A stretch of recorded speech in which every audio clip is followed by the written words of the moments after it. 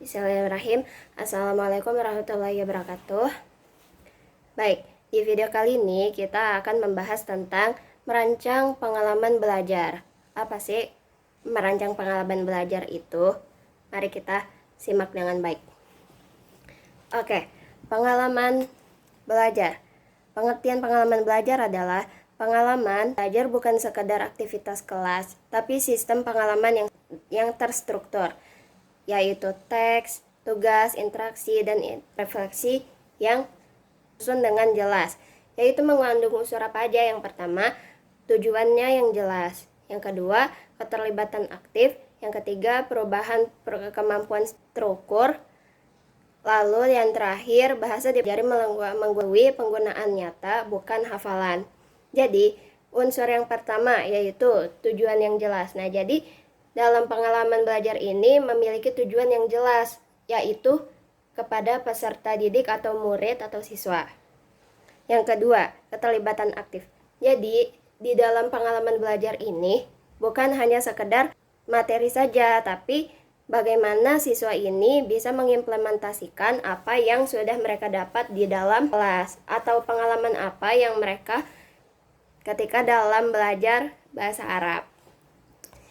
Yang ketiga, perubahan kemampuan terukur. Jadi perubahannya itu sangat signifikan dalam ketika mengimplementasikan pengalaman belajar bahasa Arab tersebut. Siswa menjadi lebih percaya diri dan mengubah cara belajar dia dalam mempelajari bahasa Arab. Yang terakhir, bahasa dipelajari melalui penggunaan nyata, bukan hafalan. Jadi, sebagaimana yang kita tahu, bahasa diimplementasikan dalam kehidupan nyata. Dengan mempelajari bahasa Arab, siswa bisa lebih pede dalam mengucap atau merespon sesuatu dengan bahasa Arab. Contohnya, siswa tidak hanya menghafal mufradat, tetapi menggunakannya untuk menceritakan pengalaman pribadi. Oke, selanjutnya pergeseran paradigma. Jadi pergeseran paradigma di sini adalah pembelajaran bahasa Arab mengalami perubahan. Jadi perubahan dari materi apa yang diajarkan, apa yang dapat dilakukan siswa dalam pembelajaran ini. Jadi kita tidak hanya berfokus dalam materi apa yang diajarkan, tapi apa yang bisa murid lakukan pembelajaran bahasa Arab ini. Lalu dari guru menjadi pusat, menjadi murid sebagai pelaku belajar. Guru itu menjadi pusat pembelajaran bahasa Arab, tapi di masa saat ini sebagai pelaku belajar. Lalu dari hafalan menjadi penggunaan bahasa. Oke, tadi kan di pengertian pengalaman belajar itu yang terlibat aktif itu adalah siswa. Bagaimana siswa bisa menggunakan bahasa Arab di kehidupan nyatanya. Selanjutnya, prinsip perancangan. Jadi yang pertama, pengalaman belajar harus pertama berorientasi pada pengembangan kemampuan. Jadi bagaimana apa yang bisa murid lakukan dalam kemampuan bahasa Arab itu. Yang kedua, berangkat dari makna bukan bentuk. Jadi dalam bahasa Arab itu bukan hanya memperkenalkan bentuk, tapi bagaimana makna itu dibangun dengan adanya tersebut. Jadi yang penting itu makna, bukan bentuk. Oke, yang ketiga, selaras dengan tujuan dan asesmen. Kan tadi sudah disinggung tuh bagaimana pengalaman belajar siswa dalam bahasa Arab. Jadi harus selaras dengan tujuan dan asesmen. Terus tidak sekedar menarik, tetapi berdampak pada kemampuan. Didesain bagaimana dampak pada siswa dalam kemampuan bahasa Arab dia. Jadi, tidak hanya sekedar menarik pembelajarannya, tapi bagaimana siswa itu bisa membangun rasa kepercayaan dia dalam berbahasa Arab. Semua aktivitas harus mempunyai tujuan yang jelas. Selanjutnya, pembelajaran berbasis teks. Jadi, teks menjadi pusat pembelajaran bahasa. Jadi, di dalam pembelajaran bahasa, teks itu adalah yang menjadi acuan, titik acuan dalam pembelajaran bahasa. Bagaimana makna itu dibangun dari teks. Yang pertama, teks itu adalah sumber makna, bukan sekedar bacaan. Jadi, teks itu digunakan untuk bagaimana makna itu dibentuk oleh siswa. Jadi, dengan adanya teks tersebut, siswa diharapkan bisa memiliki pikiran tentang makna apa yang dia pahami. Yang kedua, bisa berupa dialog, cerita, video, poster. Oke, di teks ini nih bisa macam-macam jenisnya. Bisa bentuknya dialog. Dialog misal tentang hiwayah atau hobi, terus al-bait, apa yang dia dibicarakan dalam dialog tersebut, bagaimana cara meresponnya, bagaimana dia mengungkapkannya, dan bagaimana dia menanggapinya, dan sebagainya. Dan bisa juga berbentuk video. Nah, apa isi video apa isi video tersebut? Terus poster menceritakan tentang apa?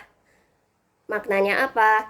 Terus cerita ini bagaimana cerita ini bisa membuat murid paham akan makna dari cerita tersebut, baik cerita sederhana atau yang kompleks. Lanjut ke fungsi teks. Jadi fungsi teks ini yang pertama sebagai model bahasa. Jadi fungsi teks di sini ada modelnya, ada modenya.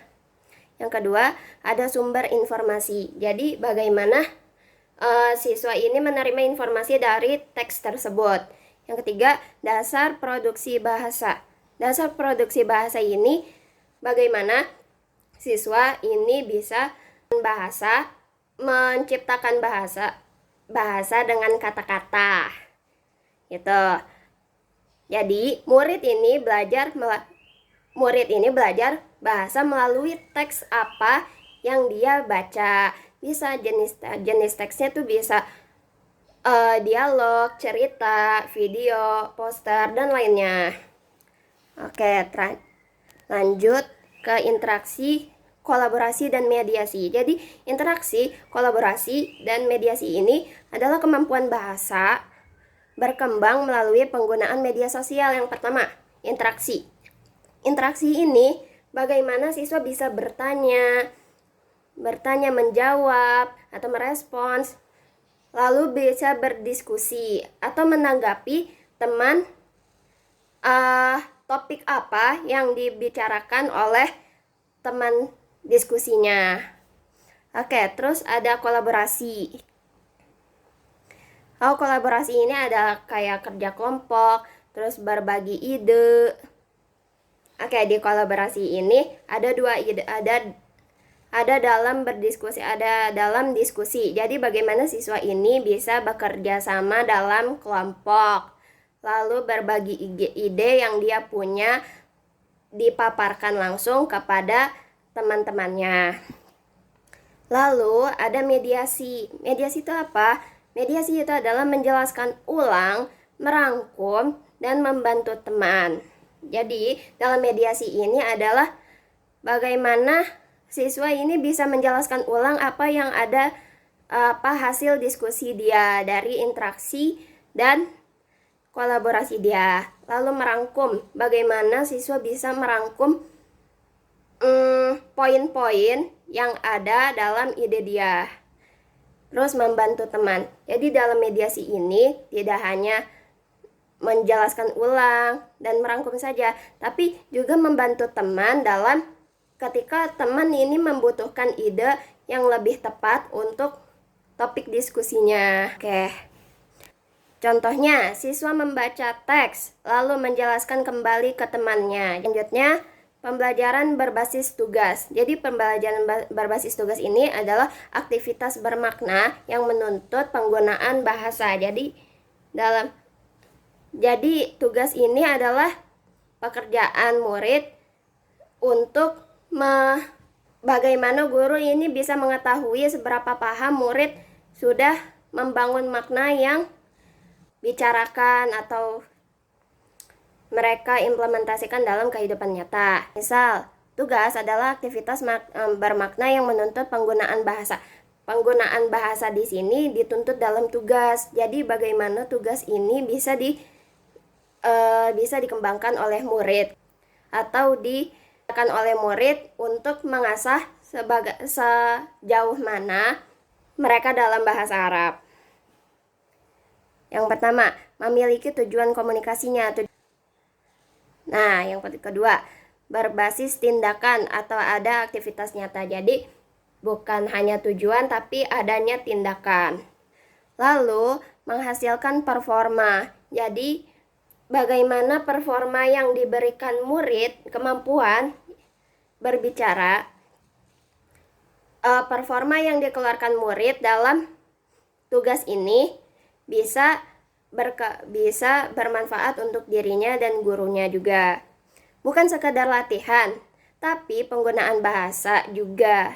Jadi murid ini bukan hanya sekedar latihan, tapi bagaimana dia bisa menggunakan bahasa dengan baik dan benar. Contoh, siswa membuat jadwal harian lalu menjelaskannya kepada teman. Jadi tugasnya itu adalah membuat jadwal harian. Jadi tentang apa keseharian dia dalam jadwal harian itu, lalu menjelaskannya di depan kelas, di depan teman-temannya. Selanjutnya ada integrasi keterampilan. Bahasa tidak dipisahkan dari 4 elemen ini. 4 elemen ini adalah unsur utama yang tidak bisa dipisahkan dalam pembelajaran bahasa. Itu yang pertama ada menyimak atau istima. Jadi dalam keterampilan menyimak ini bagaimana siswa bisa menyimak apa yang dia dengar. Yang kedua, membaca. Membaca ini bukan hanya sekedar membaca saja, tapi bagaimana dia membangun makna yang ada dalam teks tersebut atau bacaan tersebut. Lalu ada berbicara. Jadi setelah dia menyimak apa yang dia dengar, lalu membaca kembali apa yang sudah dia baca, dia bisa berbicara, dia bisa mengomunikasikan atau berbicara, menjelaskan langsung kepada teman-temannya di kelas. Lalu ada menulis. Jadi setelah dia berbicara, dia pasti bisa menulis ulang apa yang sudah dia baca. Dituangkan lagi idenya dalam pembangunan makna, proses pembangunan makna itu. Lalu semua terhubung dalam satu pengalaman. Nah, jadi 4 elemen itu tidak bisa terpisahkan. Jadi dalam satu hari pembelajaran, siswa ini sudah mengandung 4 hal ini, yaitu menyimak, membaca, berbicara, dan menulis. Jadi 4 elemen ini yang membangun menjadi dasar siswa memahami bahasa, kemampuan berbahasanya. Oke, bahasa itu digunakan secara utuh. Bahasa itu tidak setengah-setengah. Jadi apa yang mereka baca, apa yang mereka simak, apa yang mereka sampaikan, lalu dituliskan lagi tentang apa yang mereka pahami. Itu tidak hanya sekedar pembelajaran, tapi bagaimana siswa ini memahami dan menggunakannya secara utuh, secara menyeluruh, tidak dikurang-kurangi dan tidak ada yang kurang. Contoh, menyimak dialog, lalu siswa berdiskusi, lalu menulis, dan lalu mempresentasikan di hadapan teman-temannya tentang apa yang sudah dia tugaskan, dijelaskan kembali dalam presentasi. Selanjutnya ada diferensiasi pembelajaran. Kalau tadi berbasis tugas dan integrasi keterampilan, tadi sekarang ada perbedaan pembelajaran, ada variasi pembelajarannya. Jadi pembelajaran disesuaikan dengan kebutuhan murid. Diferensiasi pembelajaran ini adalah pembelajaran yang disesuaikan oleh kebutuhan murid. Jadi murid nih butuhnya apa? Jadi kayak Misal murid ini membutuhkan untuk lebih pede dalam berbicara berbahasa Arab, atau mungkin murid tidak terbiasa untuk menyimak bahasa Arab, atau tidak terbiasa menulis dan lain sebagainya. Ada 3 hal yang menjadi acuan. Yang pertama, kesiapan belajar, minat, dan gaya belajar. Jadi murid ini harus siap dulu, harus niat dulu untuk belajar bahasa Arab. Yang kedua, minat. Kalau murid ini nggak siap, dia juga nggak minat. Kalau murid ini nggak minat, apa yang sudah kita pelajari itu tidak akan digunakan oleh murid di dalam kehidupannya. Terus ada gaya belajar. Jadi gaya belajar ini variatif. Gaya belajar ini bagaimana murid ini bisa mempunyai gaya belajarnya sendiri dalam pembelajaran bahasa Arab ini. Bagaimana dia cara memahaminya, bagaimana cara dia membangun makna, dan bagaimana cara dia menyampaikan ide atau berbicara dengan teman atau lingkungannya. Lalu tujuannya tetap sama tapi caranya berbeda. Nah, jadi yang menjadi acuannya ini tujuannya tetap sama tapi caranya berbeda. Jadi bagaimana guru ini bisa memvariasi pembelajaran agar tidak bosan pembelajarannya. Contohnya, siswa pemula yang baru biasa belajar bahasa Arab itu pakai gambar dan bantuan. Itu bagaimana dalam pembelajaran ini guru menampilkan gambar dan bantuan sederhana atau scaffolding memotivasi siswa dalam pembelajaran bahasa Arab. Jadi apa yang dia lihat dalam gambar, apa yang siswa lihat dalam gambar itu bisa membangun makna dalam otak siswa. Lanjutan biasanya dia udah punya dasar dalam pembelajaran bahasa Arab. Jadi apa yang dia sudah biasa menyimak, berbicara, lalu membaca teks Arab, lalu menuliskannya dengan bahasa Arab yang baik dan benar. Itu bisa dengan berbicara mandiri. Misalkan siswa yang sudah paham dalam pembelajaran bahasa Arab.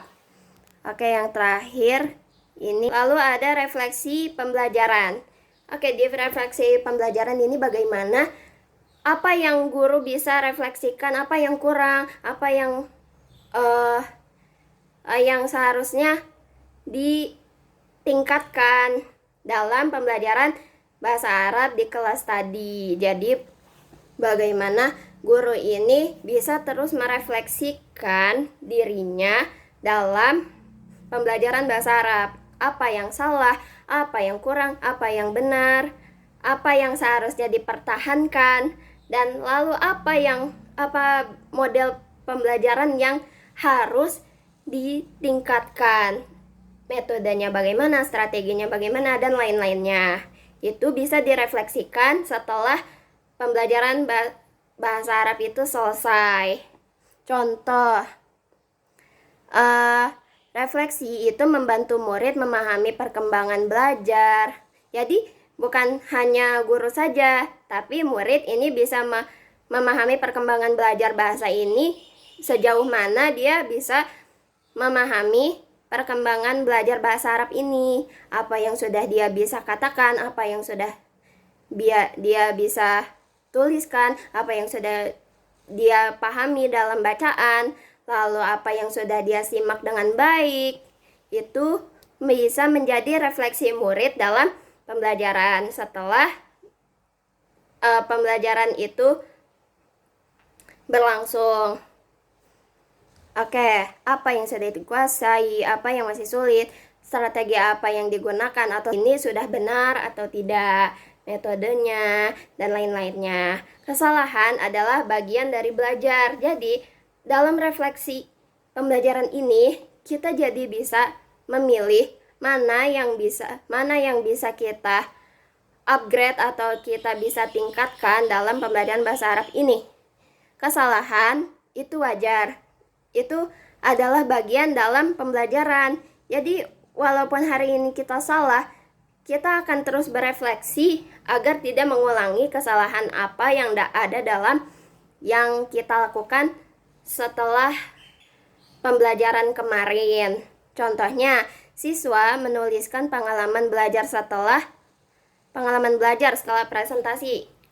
Siswa menuliskan pengalaman belajar setelah presentasi. Jadi, setelah siswa presentasi ini, siswa ini diharapkan bisa menulis refleksi sederhana tentang pembelajaran yang sudah dilakukan di dalam kelas tadi.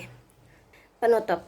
Dalam penutup ini kan tadi tidak kita udah tahu nih apa aja pengalaman belajar, bagaimana pengalaman belajar siswa, lalu bagaimana strategi yang efektif, lalu tentang pergeseran paradigma, lalu ada prinsip-prinsipnya, ada pembelajaran basis teks, dan ada interaksi, kolaborasi, dan mediasi, lalu ada pembelajaran berbasis tugas, ada integrasi keterampilan juga, dan ada diferensiasi pembelajaran.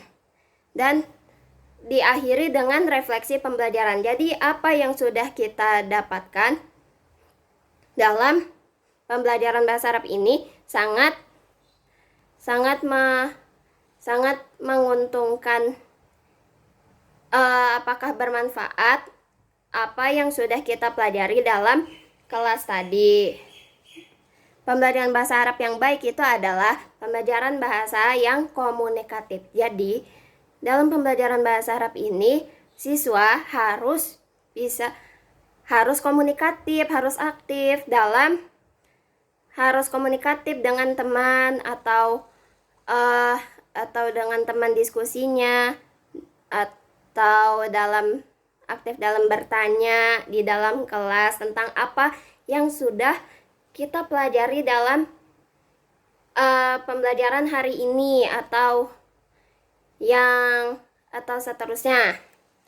Lalu kedua, kontekstual. Jadi melihat situasi harus sesuai dengan situasi siswa. Jadi apa yang siswa butuhkan dalam konteks ini harus disesuaikan oleh guru.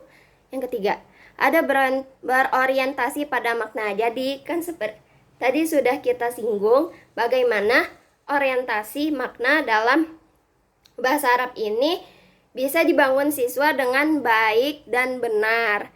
Jadi orientasi pembelajaran bahasa Arab ini harus dengan orientasi makna yang jelas akan menimbulkan pemahaman yang jelas juga.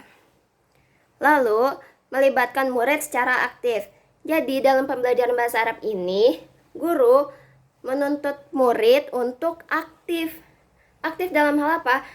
Aktif dalam bertanya, atau aktif dalam komunikasi, aktif dalam berdiskusi, dan lain sebagainya. Jadi, guru adanya menjadi mediator dalam pembelajaran. Jadi, yang mengarahkan pembelajaran ini berlangsung itu adalah guru, sedangkan yang menjadi titik acuan dalam pembelajaran ini adalah murid. Oke, terakhir, guru sebagai perancang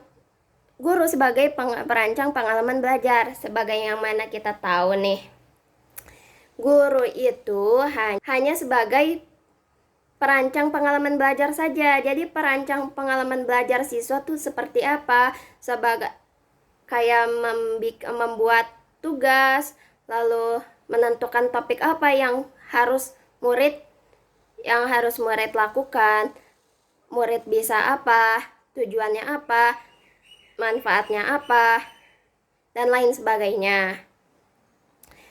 Oke, bahasa tidak dipelajari untuk diketahui, tetapi digunakan untuk membangun makna. Jadi dia mempelajari bahasa itu adalah untuk membangun makna yang sesuai tentang apa yang dibahas di dalam kelas. Jadi bahasa itu tidak hanya sekedar diketahui saja atau disimak saja, tapi tidak mengerti maknanya.